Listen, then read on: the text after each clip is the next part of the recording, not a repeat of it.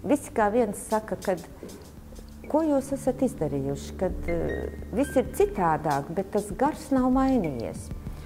Un ko saka restaurācijas speciālisti, kā Pēters Blūms un Ilmārs Dirvēks, kas mums arī projektu konsultēja, viņi saka, tas ir autentiskums sajūtās, tas ir jauna pieeja autentiskumam.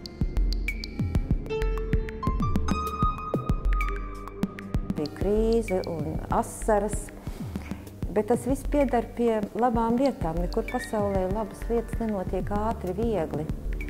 Un vēl es lepojos, ka šis projekts ir realizēts par ļoti demokrātisku naudu.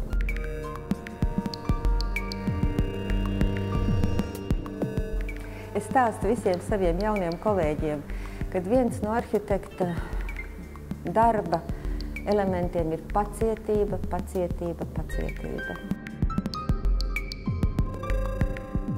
Tie koki bija tik skaisti un tik labi saglabājušies, kad roka necēlās viņus sekt ciet un atkal apmest. Tai dienā, kad mēs pieņēmām lēmumu par guļbaļas sienām un direktors bija klāt, tas bija izšķirošais brīdis.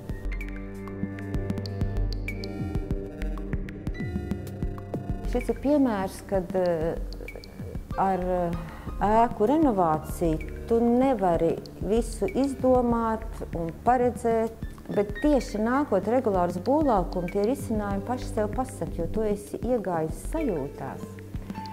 Tu sāc elpot vienā elpā ar šo ēku un viņa pasaka priekšā.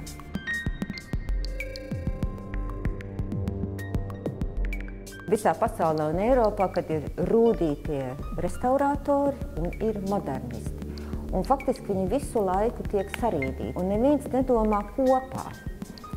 Un šī sarīdīšana tā ir ļoti simptomātiska, bet es uzskatu, ka tā ir lielākā bauda, un šis projekts ir tam piemērs, kad laikus var savienot.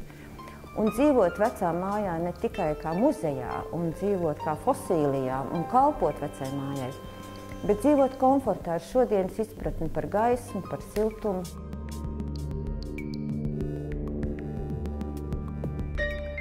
Kopā tas stāsts par skolu ir tik skaists, kā tomēr var izdarīt, un kā tomēr var izlīst caur adatas aci un lietas var realizēt.